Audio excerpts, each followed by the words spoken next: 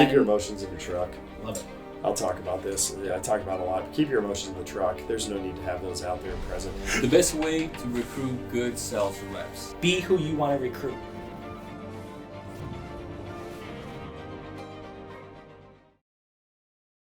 Hey, welcome to the Roofing Machine Unity meeting. We do this about twice, sometimes 3 times a month, and we always bring some solid guest speakers. We had the roof hostler already last 2 weeks ago. We had the roof strategist. Couple times roof hostlers, that's right. With Dmitry Lipinski. So we bring in a lot of people, a lot of value, guys. We're not doing this to make money, obviously, because we have monarch roofing. We're doing well with solar, Maverick, fabrication. There's a lot of companies that we manage, but we're doing this because we love to give back to the industry. And today, we have somebody that's very special that believes the same thing, that our purpose. So what I like to do is to give the power of giving back. We talk about this a lot of times. Mark and John, we both are in sales. Yes. You talk about number 6, one of the trade is the power of giving back. Yep. So talk is cheap. We'll talk about this all the time. So John, you mentioned something earlier today that you didn't have a notebook. So I got a notebook for you, brother. Can take some notes. Okay. But I'm looking forward to learn from John. Perfect. And Yes. to get this started, John and Mark, a little bit about what we do again. It's very important to us that you learn from this. We're doing this for fun. We're gonna have a blast here today, but we want to give you maximum value. I'm shaking when I'm talking because my purpose is to make sure that you get content that can execute. You can learn a lot here, but it means nothing if you don't implement it. And I think the best person to talk about this as a coach is Mark. Mark, tell us a little bit about Zoom and how people can really get involved and maybe more engaged with the Zoom meeting. No, it's awesome, man. And you hit it on the head. The point of this, guys, and this all came about is because I remember as a salesperson, I said, man, I wish I had 2 or 3 meetings that I could get information from just to keep me fresh. There's a lot of information, guys, that you guys could probably teach on, right? And by the way, please message us if you guys have any topics or anything that you want to add. I had a few people reach out to me this past week saying, hey, I'd love to talk about this topic. You know, there's a sales manager from Monarch Roofing who is highly qualified. So set up a time with me. We'll talk. Give me some ideas on what you're thinking, and we'll have you guys on, because the point of this is to give you guys value across the country. We have people on throughout the country. But here's a few things that I want to talk about, and this is something that we talked about with one of my mentors and one of my colleagues. Is we talk about Zoom professionalism. Yes. Okay, guys, we have close to usually about 100 screens on. We would love to have your picture on the screen, right? We talked about professional, passionate, expert. You guys are actually representing your company when you come on the Zoom. So we want to see your face, right? We want to see your face. We want to see a straight hat. We want to see your company logo. We talk about having pride in your company. We want to see it, right? We record all these. So a lot of times when we go back, I look at all the screens and I want to see what roofing companies actually have the small things that what it takes to be successful. Because in my opinion, the differentiators on who's successful and who is not does the small things consistently, right? There's a lot of times that I look on these Zoom screens and I see, let's give me an example, Ethan and William from Andy's Roofing.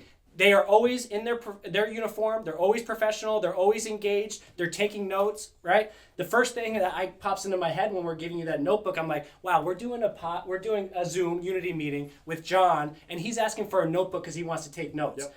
Success leaves clues. I talked about it all the time. So please, if you're going to join this Unity meeting, we love for you to join. But please have your screens open. Deshaun said it last time. Have your screens on. Let us see your face. Let us see your representation of your company. Have pride in it, because the little things matter, okay? So with that being said, we'll go ahead and get going. John, it's so awesome to have you here, man. It's I got exciting to be here. Full amount of questions for you. And like I said, the main thing is let's give our audience something they can implement today or tomorrow when they work, right? Awesome. So, you want me to start with some implementation stuff then? A little bit about Zoom. Zoom. Like a meet and greet first. That's okay. We're right into it. I'll give you 2 quick things on Zoom professionalism, though. Watch what your name says, because it doesn't hurt to make sure your name's adjusted on your Zooms. Oftentimes it says the device you're on. It may say like John's iPhone or something like that. But you got to think of the group you're in. If you're an owner, if you're a salesperson, if you're an admin, what your role is, you could change the name on your Zoom. And sometimes it could be a really catchy thing. Like I've seen people, we do it in some of our Zoom meetings where we'll kind of start trying to one-up each other with the name, top salesman, topper than the top salesman and stuff. But you could really be professional with it too, right? If you're the salesperson, if you're the owner, if you're the CEO, whatever it is, it doesn't hurt for the room to know your role in the company too. So when we're interacting in a Zoom, use that name feature because it's incredibly valuable. And then the other piece I like is I learned about halfway through constantly having to do zooms to get the camera level here rather than here, just from the visual standpoint. And instead of looking down at that thing and they're looking up your nose and stuff like that. Rob from Monarch Roofing mentioned that yesterday. I was like, Angle at eyes, right? And then use the name feature, because the name feature, you can, again, especially in a room full of hundreds and hundreds of people, who you are, maybe even if you can fit your title in there, and if you don't have company logos, your company in there too. So use that name feature, it's beneficial. That's awesome, John, and I love your story, how it got started, and name that shingle, how it came about, because it's all about filling voids. Everybody that's in business, you got to fill the void, you got to make financial gains for sure, but it always starts with a passion. It cannot just be about money. So your story is pretty amazing about how NTS came about. Can you tell us a little bit about? I don't think it was about money, right? It was not about money. I think that a lot of business owners, when they start a business, I don't think they think, you know what, I want to start something that costs a lot of money, fails, and the ship sinks. It's almost organic that there's an equitable desire when you start a business, right? That's pretty much going to exist anyway. But is it sustainable? And what's its purpose? What's its mission? What's its why? I say it in a lot of my presentations. And for me, we found a very painful aspect of the industry that I felt there was an opportunity for homeowners to have better information when they are trying to analyze their roof system for repairs versus replacement. And there could be any cause to need that. You know, maybe it's a realtor transaction, an insurance claim, or even just a contractor trying to figure out should they repair it or not repair it. But there was an opportunity for better information. So when we started Name That Shingle, there was a Facebook community. That's how it started, and it turned into an organization, NTS, that now identifies shingles. But our purpose was to help the homeowners. But in the process, it was let's help everybody who's really asking those questions, which are the people in the field. Yeah. We've since learned it's not just contractors in that group, but we saw a lot of groups receiving questions where somebody would post a picture of a shingle and they were getting comments back like, you should know this by now. I can't believe you're in the industry. Let's name that shingle Fred. Like just sarcastic stuff. I don't have time to be sarcastic on Facebook personally. Like to go trash somebody in a comment thread, like you need to reevaluate your time, probably, period. Yeah. But that hurt. I just thought, man, if I was hit with that when I was early in the industry, trying to change my life, trying to change my financial picture, would I have stayed? You know, if there was no assistance, no help, no mentorship, no training, if people just brought me down all the time, how long does someone stay in this industry? So Name That Shingle is an opportunity for people to come in and get good, clean answers and not feel like they shouldn't ask a question. Deshaun says it, ask a question because everybody else needs to learn. Yep. Name That Shingle is a group where it doesn't matter how many times we've learned it, it's okay that question gets asked over and over and over again. So we wanted a safe place for people to ask that question and feel like they weren't going to be treated like an idiot or that they didn't know any better or that they should know this. So we accomplished that, and then with the reporting service, we accomplished where my heart really is, and that's the homeowner. Like just seeing that homeowner get what they need because they got the right information. Perfect. And by the way, with you saying ask the question, guys, please write your questions in the comments. We're going to have a long Q&A because we've gotten emails after emails about a lot of questions for John and how you can implement what he does. And that's kind of what I want to start here today because, again, I'm a value guy.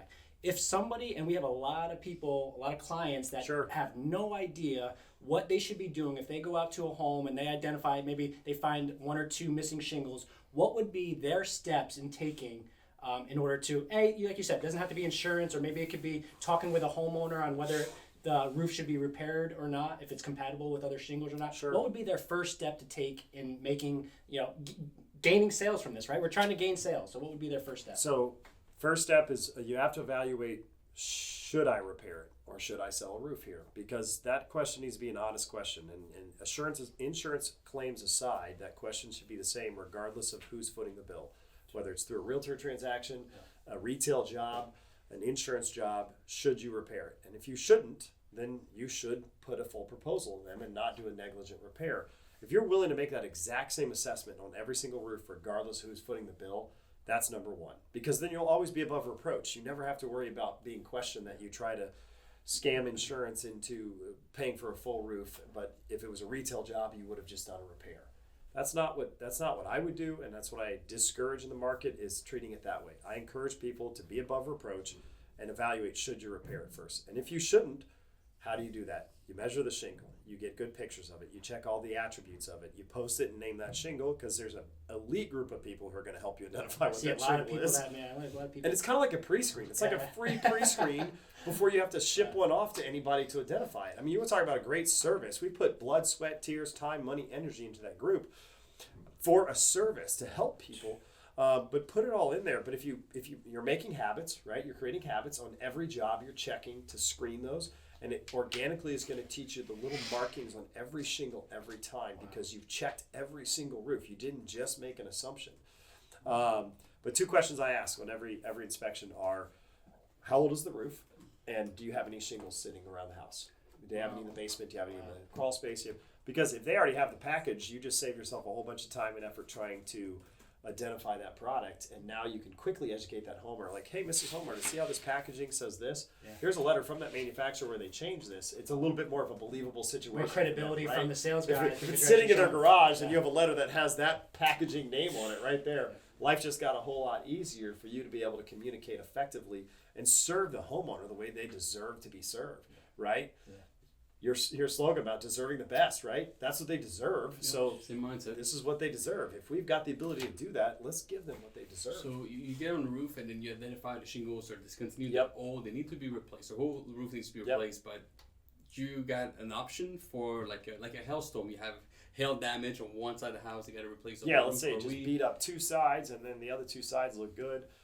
How do you go about filing a claim? You file a claim against your insurance, against the manufacturer. So we find information about the shingle first. Let's talk about the claim process, right? And I'm not an adjuster, I'm not a public attorney, or I'm not an attorney, I'm not a public adjuster, so let's caveat that right now. A claim has to start with a cause of loss that's actually covered. You use hail, that's typically a cause of loss that's covered. Wind, hurricanes, we can't really dive into policy, but it has to start with a loss or damage that would be covered. And then once coverage is extended, that's when it's time to evaluate, repair, or replace. So in the claim side of things, that's where you're really evaluating, you're doing that inspection, you're assessing the assembly to see what's on it and can I repair it. And that's where that third-party testing could actually help, like an NTS report to prove, yes, this is available, here's where you can go get it, or here's what color it is, or no, it's not compatible, and here's all the documents saying why it's not compatible, so then you can have that service conversation with the homeowner. So in the case of an insurance claim, the steps typically are, was there a storm, was there damage, was there some sort of loss that should be covered, did they extend some sort of coverage, right? And at that point, you're now, as the contractor, you should be doing your due diligence to evaluate, should I repair this, should I replace it, and what are the steps to get it to the appropriate replacement mark.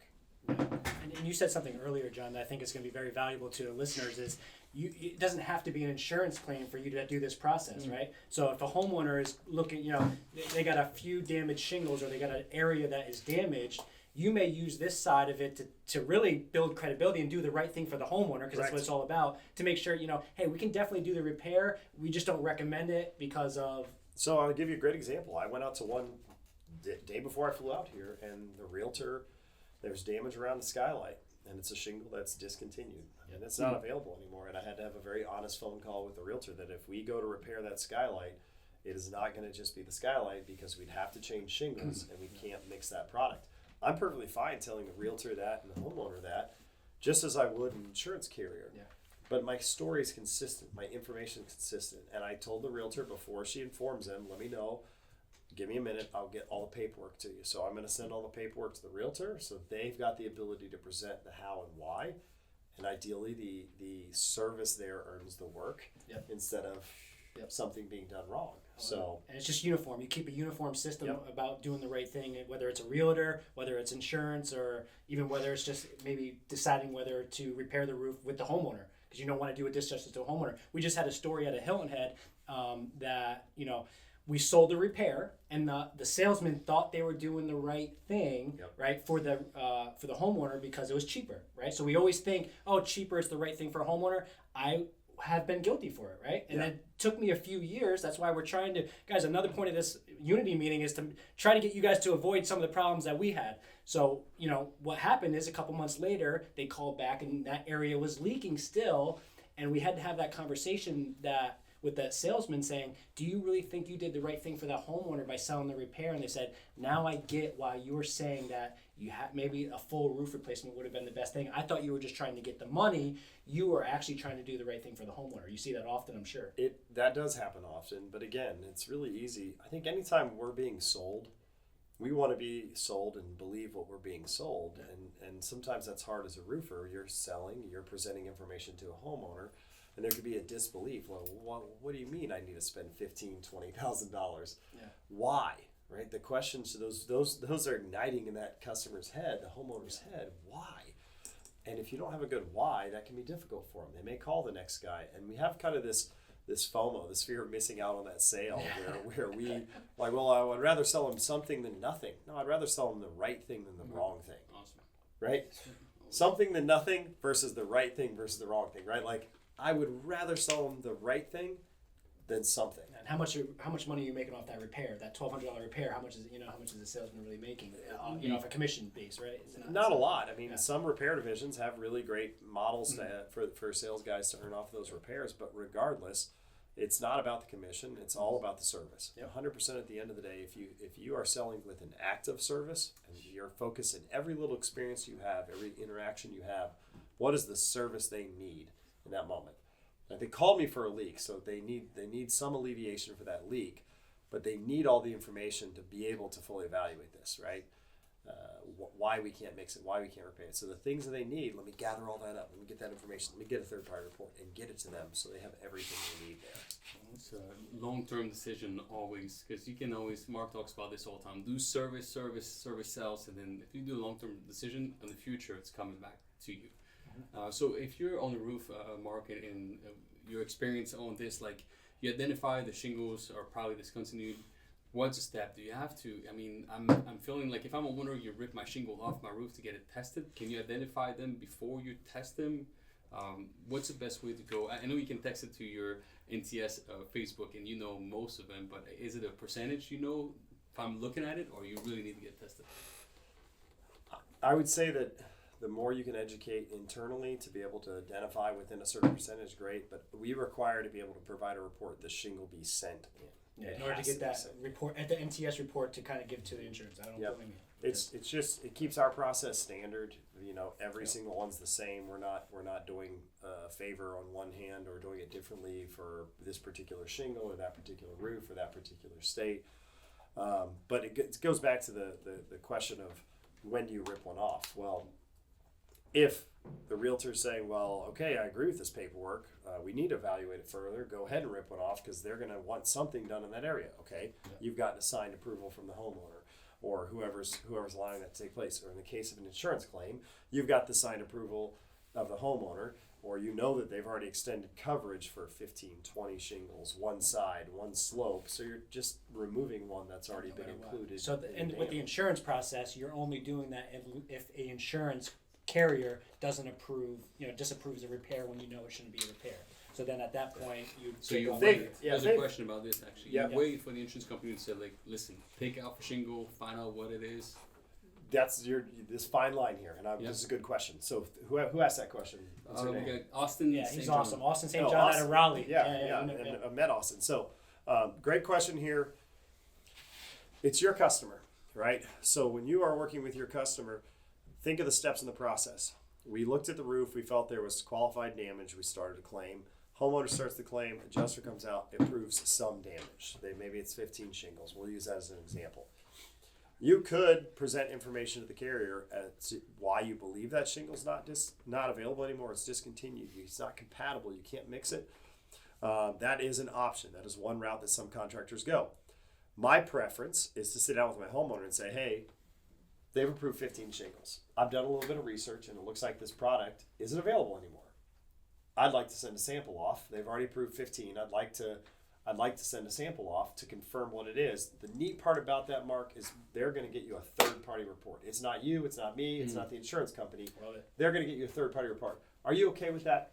And then the homeowner makes the decision. Excuse me. I talk too fast and then I need water, so... but then the homeowner gets to make the decision about how and when that shingle's coming off that roof. And then once they're okay with it, you don't really need the approval of the carrier in most scenarios. again, I'm not a public adjuster, I'm not an attorney, but the homeowner is saying you can take one off my roof. They own the home. So you're in that phase, you're in that step. It's the next level of service. Got it. All right, so if you have some damage and then you're like, okay, I don't think those shingles are discontinued. I think those shingles are discontinued. And I tried to drink fast. You're fine. And then before the adjuster gets there, but you remove a shingle and the adjuster comes out, are you liable as a roofing contractor to say like, well, you know what, you damage as a contractor the roof, it's on you now to pay for the claim? How does that work? You could always have finger pointing take place, which is why I like to have steps in the process. If you had already taken one off the roof and the adjuster says, hey, why is this one missing? You wouldn't want to lie. You'd say, honestly, oh, well, we saw there was some damage and we were going to perform a repair. So we sent one off to see what it is. And we're waiting for that report back, or we've got the report back, or whatever step it is. There are insurance carriers like, oh, okay, well, there's clearly some other wind damage here. Do you have that report? Let me take a look at it. And I've had personal experiences on claims that I've worked on before with them, like, well, you shouldn't have taken one off.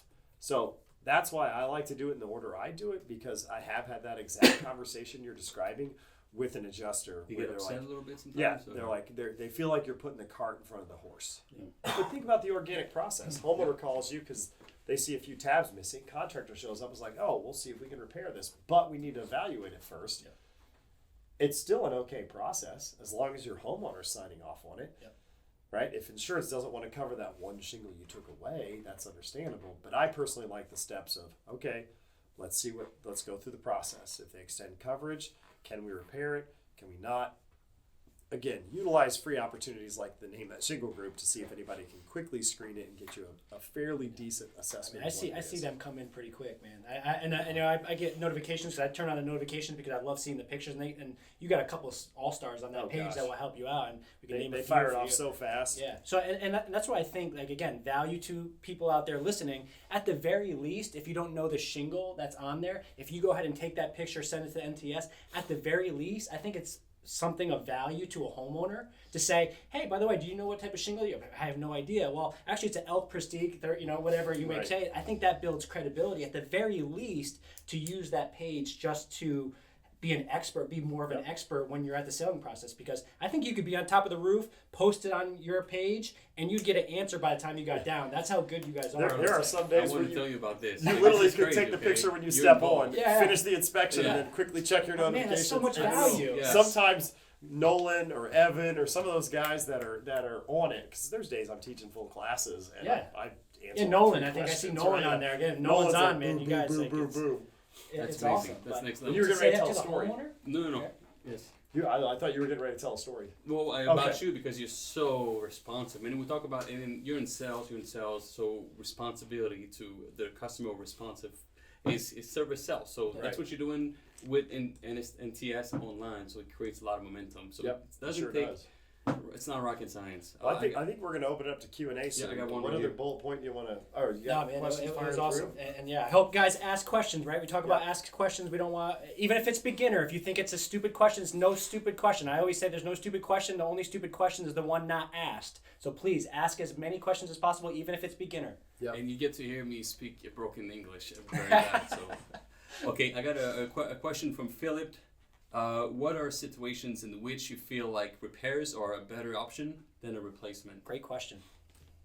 If it's repairable, just use the concept of what's the minimal acceptable construction practice. I like that phrase. Like, what's the minimal acceptable repair? If it costs $5,000 to repair it, and I'll use a pretty obvious example. If it costs $5,000 to repair it and $15,000 to replace it, and the repair can be done properly, then you do the $5,000 repair. But let's take a two-story house that has a garage that's only single story, and the roof up top is all damaged from wind because it sits up higher, and the roof down low that's completely disconnected is not damaged. So insurance comes out and says, we'll buy the back of this roof, and then you find out it's discontinued, and you get them to cover the back and the front because of codes and underlayment requirements and whatever else falls in play there. Is it reasonable to just repair this part? In a lot of states, because of uniform appearance, that doesn't exist or doesn't have guidelines. There's a lot of scenarios where they would allow for just that component, just the upper two-story roof, to be replaced, and that could be argued a repair, right? That I've seen that taking place. Let's just take a very basic retail transaction. You bought a house, it's 5 years old, you change the furnace out, you got a new furnace output coming out the roof that needs to be cut in. What's the repair process for that? You know, can you take off the ridge? Can you work your way down to put a new feature in? Is it repairable? There are a lot of reasonable repairs that exist out there, but what's the proper repair technique to where you're not going to cause more harm than good? And again, think of what's the minimal acceptable construction practice for that particular project. Yep, love it. Now, would you want to sell minimal to anybody? It's a tough question. Right? Yeah. You want to make sure the quality exists, right? Yeah. So, that's a good question. It's a great question. Awesome. So you talk about name that shingles. You also name that surface. That Yes. was the original. Yes. So do you do So- any TPO, metal roof? Like what? We don't yet. So Name That Shingles, the Facebook community. I hate everybody who's hanging out on the live right now, but Name That Shingles, the Facebook community. It's pretty obvious when you go search for it. It's the largest Name That Shingle Facebook group. Thank you to everybody who supported that. NTS is an abbreviated version, but it actually is more designed to be Name That Surface because we are beta testing other things. We are strictly an asphalt surface analysis. So for shingles, we're only doing asphalt-based products. Organic-based products too, but essentially shingles, right? We are adding some other things that we're going through the beta test, and we do some spot reporting that we're going through beta test too. So we look to grow that to 2 additional surfaces this year. We'll see if that scales any faster than that, but we're looking to add 2 additional surfaces this year. I was going to say that I'm sure you got like a 1-year plan, 2-year plan. Do you have a 5-year plan when it comes to this at all? Yes. Yeah. We would like to be identifying almost anything on the exterior of the home in 5 years. So Mark again talking about he's just sending you to the trap. Set you up, buddy. I'm Yeah. sorry. That's okay. Set you up for another gift. So we talked about this 5-year book. Oh, nice. It's a 5-year plan. So again, we talk about giving a lot because it's one of the powers of influence. Again, there's an awesome book, six influences of power, or 6 influencing. Yes. Right. You saw that. So I wanted to give you. This is a book that Martin gave me in 2017. I filled it out. I'm on my second one, but it's a 5-year plan. So I'd love to have you fill that out. Again, it's a private book, but I hope that helps you out. But anyway, back to some questions. Awesome. I'm gonna need a love note from both of you. A little commemorative part of my time here before I walk away with that thing. Okay, so Philip, another question. Are you classifying a repair as a single slope?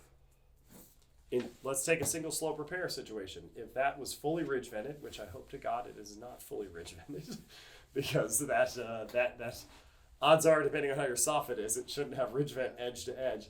But if it had a full ridge vent all the way across it and there was no overlap of underlayment, there could be an argument for just repairing a single slope. If you had to lap underlayment over to the other side, then you're touching the other side. If it's a discontinued product, now the same logic applies to the front side once you get over on that front side. If it was vented with box vents, then you're overlapping underlayment on the entire ridge. Now you've got to touch shingles, and you can't harvest shingles. We don't get to detach and reset shingles. I believe that that's how the code reads, and I've had it interpreted to me several different ways, but that's the consistent thread. So once you start taking those off and you're onto the other elevation, you're onto the other side, you're onto the other slope, you're into that other slope. And again, for the beginners, scenario I'm using is roofs like this. You know, you've got a roof up top on a 2-story and then a completely untouched, non-connected garage roof, Yep. right? So those are 2 different roof systems, which is actually defined in some code books as roof systems instead of roof assemblies. The roof assembly is the entire unit, right? But the roof system can be two different non-connecting components. And for when you say overlapping on the ridge, and this was a question that popped up in my mind a couple years ago, you're talking about manufacturing specs of making sure that they say that there's obviously underlayment has to be from ridge to over ridge. So if right? this is a Make sure ridge, everybody knows. Yep. There's That's just manufacturer specs, right? Not codes or code underlayment requirements. Base code requirements say that you have to overlap end laps and butt joints a minimum of X number of inches.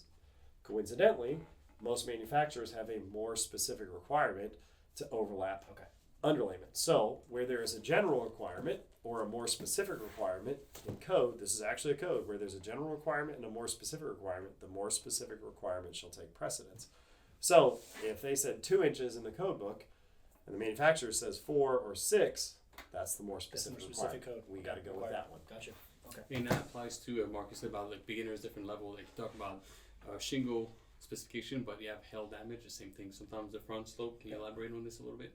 For the hail, Yeah, hail in the it runs backside. into us all the time. You know, we had one slope, it came from the south, right, and then the back side, or maybe the one that had the most sun, obviously, is tore up, but the front's like nothing. And this is where I think your services could have helped me when I sold, because there was a few times where I left that front slope Right. go, and I basically said, well, the adjuster, this is your job, you must know more than me. I've only been in the business for 2 years. I left a lot of meat on the bone, or not taking care of the homeowner. It wasn't about me, it was about I didn't get the right thing for the homeowner. Now that homeowner is a back slope. So I agree. Before I was ever in roofing, I had a house, and someone door knocked me, sold me on the whole idea of hail damage to the system, came out, met my insurance company, said that they're buying about 3/4 of the roof, and here's the price for the other quarter of the roof. Gave me no information on any shingles. Gave me no tools to combat, no communication, no help, no assistance, but did give me a retail price to do the entire roof. Yeah. Right. Yeah. And said at this point it'd be your best interest to do the entire roof. That's about the only education I got in that process. I went ahead and paid for the rest of the roof. But looking back on that scenario where it was turtle vents, I think there was knowledge that if he had that, we all could have had a good conversation and discussed what should be done here, right? But me as a homeowner, I purchased a full roof. Yep. That's awesome. Great answer. Okay, so to complement what you're talking about, where can you find more education on this? How do you educate yourself? I mean, your Facebook group is a great place, but somebody wants, is there like a program out there you can learn about different shingles? Gosh, you know what? Some guy needs to start doing classes. Let me answer it before I, because again, I'm all about bringing value. I can talk about my classes. I'm going to keep that brief. Know the current products.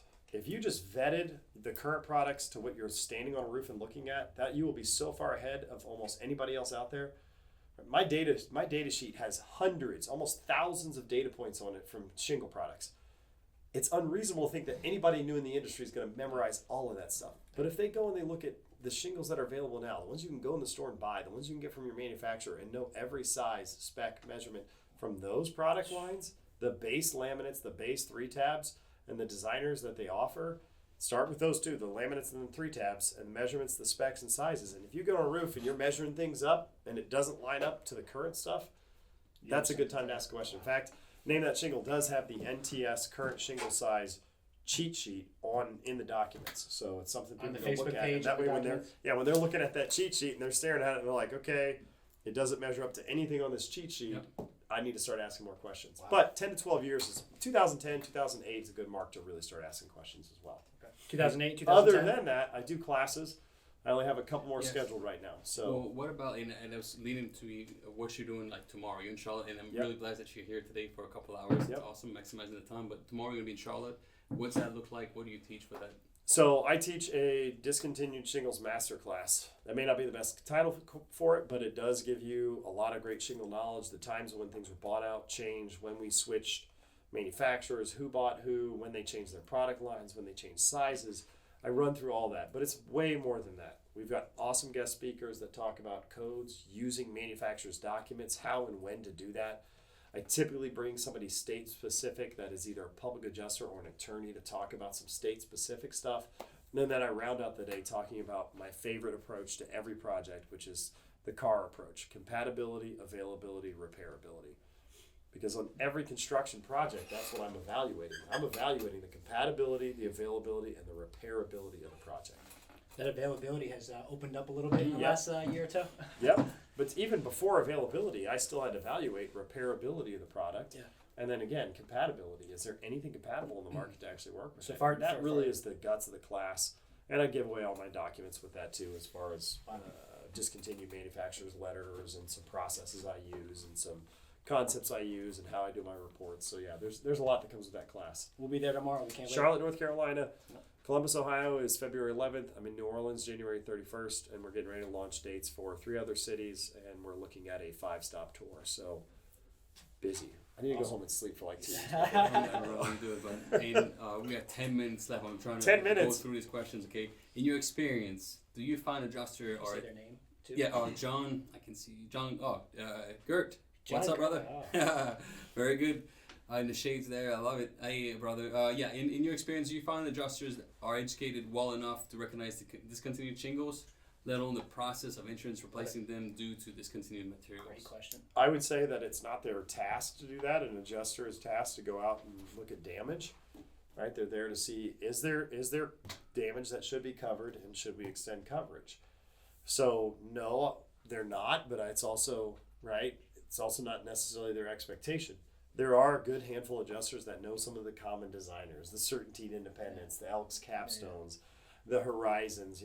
We know some of the common ones. There are adjusters that know those, but it's our job as contractors to be building product placement specialists, to understand the building products, to understand what it takes to repair them. So I never have that expectation, and when they do know that stuff, it's great. It may be helpful. It can also backfire, right? They may look at it and know it's discontinued and want to be a little more resistant because right? We've seen that happen. I'm not bad-mouthing anybody. Yeah. But definitely, I don't expect them to be experts. Contractors be the experts, and just let the contractors be the experts. I love it too. And just I always try to pick out value and how we can help our viewers. But man, this came like 2 days after I asked, I think one of your team members. Right. But I saw this. I said, well, wow, can you send that to me? 2 days later, I had this. So this was like you just named off like 3 or 4 some of the most popular ones that are discontinued. The Chalet, which is similar to the Horizon. And I know we're here at Monarch Roofing today. I know that they've seen a lot of these because I remember seeing them when I sold, especially the Atlas Chalet and then Independence, of course. But I saw 2 of these driving from the airport. We should get in a truck and go back out. That you guys can get this too, and Kurt's on the way. Take pictures here as well. But great question. I'll pin a map real quick.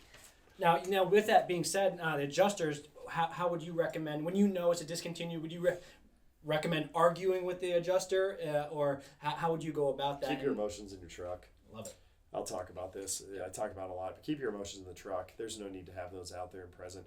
In fact, think of what the adjustment is. For me, the adjustment is just what I kind of described it as. I'm only there to see if myself and the adjuster both think that this is something that should be a covered loss, and if coverage is going to be extended. Yep. In fact, we're seeing a lot less of the decision maker in the field and even some more photo takers. So that even decreases the need to get into too much in-depth discussion. So I just worry about the adjustment being the adjustment. Is there damage that should be covered? And then let's see if coverage gets extended, and then we can start talking about the construction process. Yeah, we had a podcast earlier, and you were just you have such a non-biased view. I don't think you let your emotions get in the way of how you do your job, and I think it's learnable. I think it's something that everybody can take away from this. Yes. I don't think we need to be biased, and I think there's a lot of things online, and your page seems to be very clean of it, but there's a lot of stuff online where I'm looking at it, and I try to get that non-biased view, and I say, well, I can see, and they're showing pictures of hail damage when I'm looking at a lot of blistering, and I say, well, I can see what the adjuster's seeing in that. So I think we need to have a sense of, fairness. I think we need to have a sense of, I think roofing industry, I wouldn't say gets away with a lot, but I think insurances are pretty fair for the most part. I know there's some bad situations, but I also think there's some bad situations with contractors too. So I love your non-biased view, but let's get more questions. Nobody wants to hear me. No, it's awesome. Okay, questions from Maurice McBride. Okay, a different angle a little bit on everything we talk about. We're getting notes right now that it's dying out and nobody's interested, and we should cut this off. No, I just said keep going. Lots of questions coming in. Sorry, go ahead. Yeah, I'm gonna fire this out. What is the best? But her face was great. The best way to recruit, I didn't read that. The best way to recruit good sales reps. Ooh, you guys are gonna be more fitted to talk about this guy this, is, right? He could have a whole, let's make that a whole topic. We're gonna have a topic next week about that, guys. You can give your point of view, Yep. John, and then we'll do a whole topic about that. Okay. That's something that we would love to talk I'll give my quick notes on recruiting sales reps. If you don't know your company culture and who you want in your company, that's probably you're not even starting off right from a recruiting sales rep standpoint. So it's important to know what you want in your company culture and who you want representing your brand before you just hire reps to go out there. I like people that have people skills. I'm a big fan of the people from the restaurant industry. We've talked a lot about that today, how similar the restaurant model and the machine of a restaurant is to the concept. But that should be another topic. But keep your ears open. If you're not keeping your ears open, and be cautious before you just poach people. I think you need to be respectful of the fact that that person has a job before you just poach. Yep, and here's my answer to that real quick before we'll have a whole topic is be who you want to recruit. Okay, this is for owners down here. If there's people looking at your Zoom screens, if you're not look like the person that you would want on your team, I would start there. So I've got a quote that says, "If I was a mirror for my company, what would be looking back at them?" Mm-hmm. And that's a great way to do a culture. People talk about my mission statement, my Yep. core values. You have to embody those core values. Yep. Otherwise, they don't mean anything. They'd be some writing on the wall, nobody would respect. So that's great. I think what they're built for, what they're passionate about, Yep. and what can afford, that's a 1, 2, 3, 4 Okay. agile concept. We can talk All about right. this. They're saying like 5 minutes. 5 minutes. Let's Let's try get and 5 get more some questions. A I question a know. minute. Rapid fire Question a questions. Let's minute. go. Okay, Bevan, Monarch, what's up, brother? Any shingles tip they can identify quickly? It is stamps, branding, something you can use. Laminates. I'll give you some laminate tips real quick. The only laminate, dimensional architectural, the only laminate shingle on the market that is under 39 inches is Certainteed's Landmark. The only laminate under 39 inches currently on the market is Certainteed Landmark. So if you're throwing a tape across a shingle and it's a laminate dimensional shingle and it's less than 39 inches wide, left to right, it's either Certainteed or Discontinued. There's a quick one on laminates. And laminates are the ones everybody walk past, misses, look over. Past that, and you start evaluating the print, the cellophane, and sometimes it's a dead giveaway when you spot those things. Real simple. Go up to the rake of that roof and see if you can kind of peek under a shingle to see if you can see where the cellophane is on it. But there's a quick laminate tip. Otherwise, yeah, you'd have to really Love it. get Value right there. Awesome. Desiree, I've been running into a lot of rubber roofs lately. Transition into shingle roof. Getting a lot of pushback from insurance companies because there's a lot of direct storm damage to the rubber roof. Any insight on that situation? How would you approach this situation? Myrtle Beach gets a lot of that too. rubber roofs going to shingle roofs. So the flat Transition. roof rubber. So flat roof rubber, then it transitions under the Transitioning into. transition. So you have to know the specs and the codes on that because I typically get those like porch overhangs or whatever that rubber system is included because of the code requirements. Most of the time when they were constructed, they did not have the 12, 16, 18, or 24 inches requirement to go up and under. It also didn't have the proper pitch transition flashing or pitch transition material. So it's important to evaluate what's the transition. And then once you start compromising the system, the same concept of the rubber applies. Can you repair it or do you have to replace that rubber? Oftentimes those little like 10 by 20s, you're touching so much of it, it's going to be a better option to replace. There's reasonable logic to present to an adjuster in that situation. Love it. Love it. Okay. All right, one more. Where's my cue? I got One two more. I got two more. Okay. Rapid. Gotta Austin give us St. two more. John says again, great question. Says starting reps. Should you go to your class or is that more advanced class? That My 101, class 102 is for everybody. for everybody. Does not Recommend matter it. because Everybody, you're going to get next a lot of question. Awesome. knowledge. Roof Osler says you're killing it. Oh, Hollywood. Copy Hollywood. Hollywood.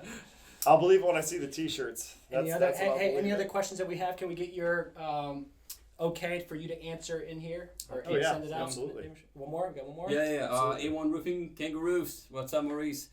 Is there a way to get around a situation where you run into a shingle that is discontinued, but the state you're working in doesn't know if I know the where shingles this- is discontinued? I know where this is a good question. Okay, go So, ahead. the discontinued product is not an issue of matching. You do not need to be a matching state. Okay, you're still approaching it from a compatibility and availability standpoint, right? That's the entire concept: is the compatibility and the availability. Once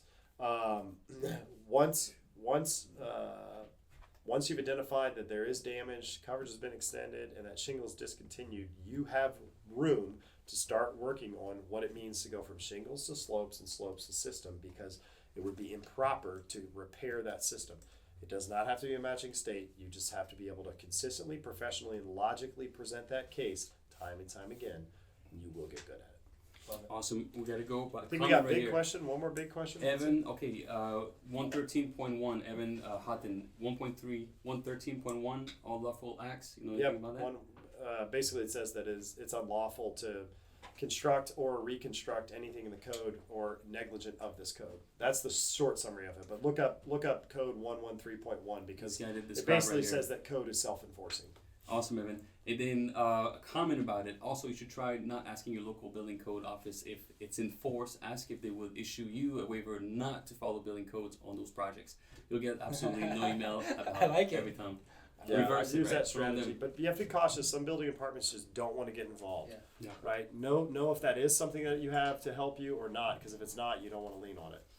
All right. One little GIF. You got what's that? Yeah, we're doing giving. And guys, the thing about giving is Monarch Roofing and Reeva, we rarely value giving, right? And you guys should be using it in your own business. Pizza coupons to people that you door knock, right? We do that all the time. Handwritten postcards every Thursday to people that you met or homeowners that you met, or even your mom or your aunt. It doesn't matter. I hope you guys got a ton of value out of this. This is all for you guys. It's for salesmen that can get a few tips. Please message us with anything that you guys, any topics that you want, and then also follow our page. We record all this, and then we post it on our Facebook page. We give it to you, John, but again, here's your hat. We appreciate it so much, man. We ran out of time. Thank you guys so much. Hey, it's got to be a good show when you run out of time, right? Love it, man. I appreciate Thanks for it, guys. Thank you very much for having me on. Awesome. Lots of fun. A lot of value.